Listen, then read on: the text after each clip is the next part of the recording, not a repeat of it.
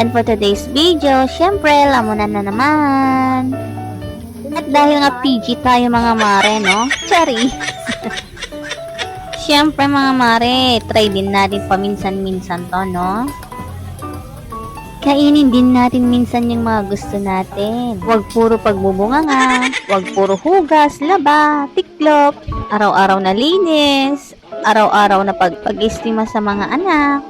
Hindi naman sa nagre-reklamo ako mga mare, sinasabi ko lang, di ba? Syempre, pahinga rin minsan, relax din minsan. Kaya ayan, subo lang ang subo, charis! Syempre, masarap. Syempre, mare, kainan to. Alangan, pasosyal ka pa, kumakain ka na. Pasosyal pa, ano yun? At ayan nga, mukhang nasasarapan si Kuya Ken sa itlog. Epekto sa mga magbabarkada, magpapamilya, ayan. Yung tamang kwentuhan habang kumakain. Flex ko rin yung tagaluto ko, tapos ako yung tagakain lang. And that's all for today's video. Bye!